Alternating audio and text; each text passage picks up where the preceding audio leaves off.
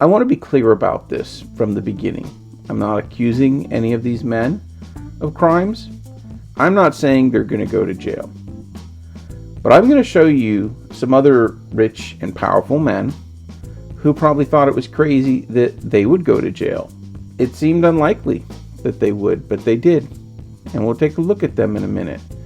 And do you know what their secret ingredient for their success was? We have that meme, the secret ingredient is crime. And that was the undoing of all these gentlemen. But I want to take you back. I want to take you back to when I was graduating from high school and what was going on in the world. And what was going on in the world was the market crash in 1987. That was the world I was being welcomed into when I graduated from high school. Now, I had many crushes in high school. I had been many, beautiful girls that I fell in love with. And one of the most beautiful one was America. And I learned about American history. And there were two things that really scared me as a young man growing up that I learned about in America history. And the first one was Vietnam. Now, my father was a Vietnam vet, and he didn't talk too much about the war. But I was always scared that maybe another Vietnam could come along and that I would have to make a decision. What would I do? Would I fight in the war, or would I try to dodge the draft? Now, listen, I'm not saying I wouldn't go to war for my country. If it was World War II, if the Russians, were, invading Virginia Beach, I'm there. I'm going to defend this country. But if some stupid politician goes out and decides to have some stupid war for whatever reason, and they want young men to go die for them in their stupid cause, and then have it be a fiasco, and then years later say, oh, my bad, no harm, no foul, right? Meanwhile, you're dead, or you lost your arms, or you lost your legs for this war, for this politician. That's the scary part. And I wasn't sure if a war was going to come along like that for me. Now, fortunately for myself, when I was a young man, it really didn't. We had a lull in this kind of thing. Now, later, we had the Iraq War. But by then, I was, too old to be drafted and serve. Okay. The other thing that scared me, and incidentally, there's a filmmaker that made a film about Vietnam. It was Platoon. And I remember seeing this movie, and I remember when I was young, crying in the theater because I thought about my father and what he must have gone through when he was in Vietnam, that he wouldn't talk to me about it. And even after the film came out, I tried to talk to him about the war, and he really didn't want to talk about it. He wouldn't go see the movie. But it made me a fan of Oliver Stone, and I was looking forward to his next film, which was Wall Street. And it talks about the greed and the corruption on Wall Street. And it was a warning to me, stay away from Wall Street. Those people are corrupt, and they're greedy, and you don't mess with the stock market because it's a corrupt institution. And the other thing that I had, that fear that I was telling you about, was a Great Depression. And I thought, is Wall Street going to lead us into another Great Depression? Because that's what the stock market crash, I think, in 1929 caused that. And look at these pictures. They look pretty ugly. It's pretty scary, especially for a young man. You have to go out, get education, try and get a job. Well, if there's a depression, good luck with that, right? Well, in 1987, we had that crash, and it scared me. And that's why, as I grew up, I never messed with the stock market. It wasn't until, if you listen to any of my videos, I tell you the story that I'm a very conservative investor. That outside of, buying Disney stock as a Disney employee on the stock program, where, each paycheck, they take some of your paycheck, and you could buy Disney stock with it at no fee. This is back when you had to, pay money to buy stock, right? Now we live in the payment for order flow age where everything's free, right? But back then you had to pay for a stock purchase. Well, anyway, I grew up in this, era where there was a stock market crash, and it was scary. And here's some more scary people. Look at this nice gentleman. Yeah, there you go. There's 80s greed looking straight at you. Well, his name is Ivan Boesky. And there he is. He was a rich and powerful man. He made all his money on Wall Street. He was on magazine covers. And every once in a while, I would hear this name, Ivan Boesky, this rich guy. And but here's a before and after picture of Ivan Boesky. Yeah, there he is. Looks, yeah, I know. Yeah, pretty crazy. What was the secret ingredient behind this before and after poster? Yeah, the secret ingredient was crime. Turns out he was an insider trader, and he was breaking the law. And eventually got caught, and he went to jail. And his secret ingredient to his success was crime. And there's these other pictures. Instead of the magazine covers you see in front of courthouses with journalists and packed, and it does not look very pleasant. And they always have these pictures too. But before they have these pictures, they get their nice glamour pictures. They're on the cover of a magazine, like this gentleman. This is Michael Milton. And he was the junk bond king. You know, another one of these guys that you'd hear about his success. You'd see him on the magazine covers. And but eventually you go from, you know, the glossy magazine covers to these. The pictures of his trial, his criminal trial. And he went to jail as well. And what was the secret? How did he get to these great pictures of him on trial and going to jail? That's right. The secret ingredient was crime. And more recently, we had this gentleman, Bernie Madoff. Look at him looking, you know, all powerful in his office, and they're the people with his computers. And one day those computers are going to be just as outdated as the 80s computers when you see them. But here we go. This was Bernie Madoff, and he was another rich and powerful man on Wall Street. And how was he so successful when other people were struggling? You know? Oh, that's right. Yeah, there's his magazine covers. This was, of course, after, you know, he got caught. But he got his magazine covers. You know, and how did he go from being this, you know, rich, successful man with all these people working for him to that prisoner?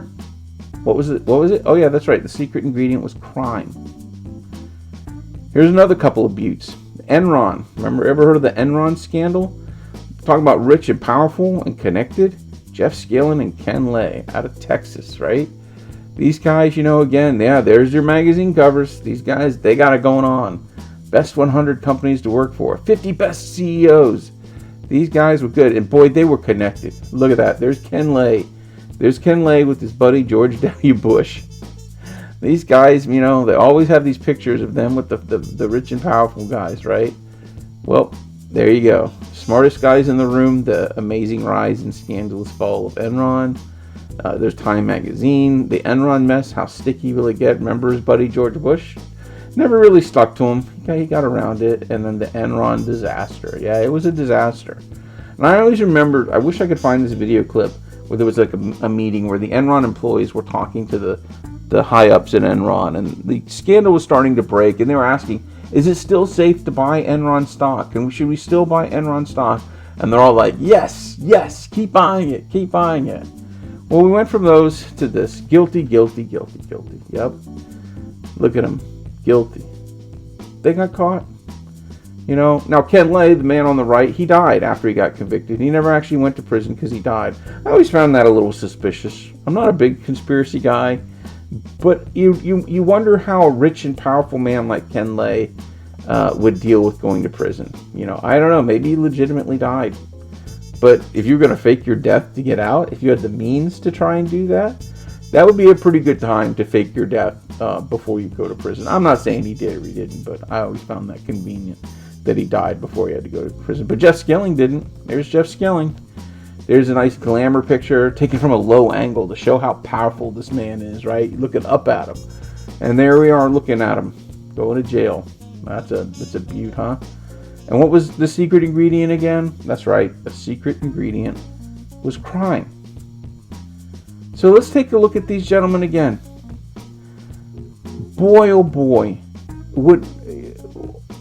Again, I'm not accusing them of crimes. I'm not saying they're going to jail. But I just showed you a series of other rich and powerful men who didn't think they were probably going to go to jail and go on trial. And all I can say, you know, is be careful. Because we've been in this crazy play, this crazy AMC play. That during a pandemic, we go from, you know, $2 to $72 when nobody's going to the movies. But then when people start going to the movies and we're having all this success, and people are just buying AMC and buying AMC and buying AMC, one of the most popular stocks on the market, yet we go from $72 a share down to $3.80. Abe goes down to, what, 65 cents? 80 cents? How? How is that possible? How all these crazy, you know, market cap numbers? Nobody can get these stats right. Why is it AMC that it's just a glitch? It's just a glitch. Why is that the AMC? Is it possible that the secret ingredient is crime? That there's crime going on? And it probably would have got away with it if it wasn't for us meddling kids. Well, now AMC is before, this judge, the vice chancellor. And they wanted to settle pretty quick, didn't they? That kind of surprised, I'll be honest, it surprised me. And I've heard some things from Adam Aron. Listen, I'm not an Adam Aron basher, but I heard the quote of him saying that, hey, Ape was free. And how can you make that statement, Ape was free? That when someone says something ridiculous, you can't jerk your head like that. Ape was not free. You took about $10 from our, $25 AMC share. And that $10 went to Ape. That wasn't free. You took it from us. And then the short sellers shorted Ape down to 65 cents, $1. And AMC got shorted down to $3.80. So at one point when we had a share of AMC that was $25, and then you had a combined value from 25 down to about $4 and change, and you want to tell us Ape was free? Adam, that's not good. And listen, if you watch my videos, if you watch my channel, you know I voted yes. And my yes vote wasn't the thing that turned the tide. It wasn't the overwhelming thing. That was a tidal wave of yes votes. That one or two votes was not going to change the vote. But I'll be honest, I'll own it. I was a yes vote. Why? Because I had bought a lot of Ape. And if it wasn't going to get converted into AMC, that investment in Ape, and I didn't sell my AMC to get it, I just bought it. I learned that if you have something that you're invested in, that you believe in, and it's cheap, buy it. Because one day, hopefully it will go up. But that's why I was a yes vote. No great conspiracy. I just had a lot of damn Ape. And if the conversion didn't go through, it's going to be worthless probably. I had to look out for you coming over to my house and paying my bills, you can make my decision. My investment, my vote, my decision. Your investment, your money, your decision. It's that simple. So having said that, when Adam Aron talks about the reverse split and you're going to go from $10 shares to one $100 share. What's the problem with that? And whenever I did videos on the vote, I always said I understand the fear of the reverse split, and I do. That we would go from the $10 share to the $100 share. And that they would short that $100 share back down to $10. I got that, and I was scared of it. But you had to take that with the conversion of Ape. But when Adam Aron makes those statements, but makes no mention of the fear of the short sellers, again, attacking our stock, whether it takes a month or 10 months, we went from $72 down to $3.80. Why can't they do it again? Why wouldn't they? Were there any repercussions? Were there any people that got in trouble for naked shorting? Or maybe they did it all legitimately. But they got it down from 72 to 380. Why couldn't they get it down from 100 back down to 10? And then you say, well, it's just as easy to short a $1 stock as a $10 stock. Yes, but the $10 is much more juicy prize. And I think it's less risky. I think it's harder for a higher price stock to rise greatly in value than a lower price stock. It's easy sometimes for a $1 stock to go to $2. I think it is in my mind. Maybe I'm an idiot. I'm not a financial advisor, not financial advice. But my point is this: I understand the fear and the concern. So when you talk about the reverse split and you don't mention that, at least in passing, even if you support it, that's not right. I do videos about, Dojo and Mars and crypto. And whenever I do those videos, I always stress it is a risky investment, that you could lose your money. I'm doing it because it can be an amazing return if you do it right. But I also always stress it's risky and you can lose your money. So for him to bring up the reverse split and not address naked shorting, not address those fears, that gives me pause, that gives me concern. And I think those two things, when he talks about giving us Ape for free, which it wasn't, it killed us. And not addressing the concern that yes, we would go up to our 10 shares, which are now 1, would be worth 10 times as much, and not addressing the fear of naked shorting and not protecting us from these naked shorts. That makes me a little suspect of Adam Aron. And I look at these, the market makers. Again, I'm not accusing anybody of any crimes, but the fact that they also run, it's not like they just run the market. They have their own investments. And I know there's, regulations in place to, the hedge fund of Citadel that shorts all these stocks, they're not involved with the Citadel that runs the market. They're not connected. Really? Okay, if you say so. But it seems like it would be an inherent conflict of interest that if one part of the company could lose a lot of money and the other part of the company, organization or owner, Ken Griffin, is controlling it, or Sifu, Doug Sifu at Virtu, that they're controlling markets and how stocks are purchased in the dark pool. That's a little concerning.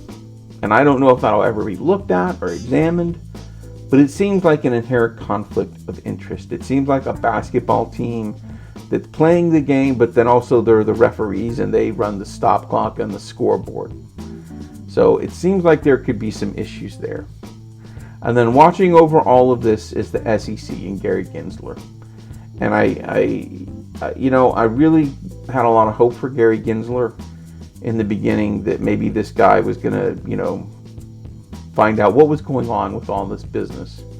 And if there was crime going on, he would discover it and we would see it. And it doesn't seem that way.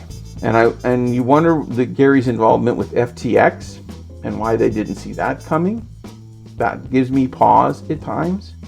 So even Gary Gensler, the man that was in charge of this, you wonder what's going on over there. Why hasn't somebody either examined this and said, look, everything with this play is on the up and up. We've looked at it. There's no conspiracy here, but we haven't seen that. So for all these gentlemen, if they're doing everything by the book, if they're doing everything right, and there's no crimes, there's probably no fear. But look at those other guys. Look at these other gentlemen. And what was always the secret ingredient to their undoing? The secret ingredient was crime. And they probably thought, because, well, I'm rich, I'm powerful, when I do it, it's not a crime. But it wouldn't surprise me in the future if we did see people go to jail for something with the AMC. I don't know who, I don't know what, but this play seems a little crazy to me. And it probably seems a little crazy to you. And when we ask ourselves, how could this happen? And what do we say? The secret ingredient is crime.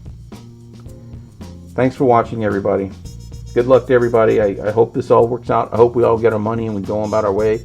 I hope nobody goes to prison. I hope it all works out. But if it doesn't, you know what's coming.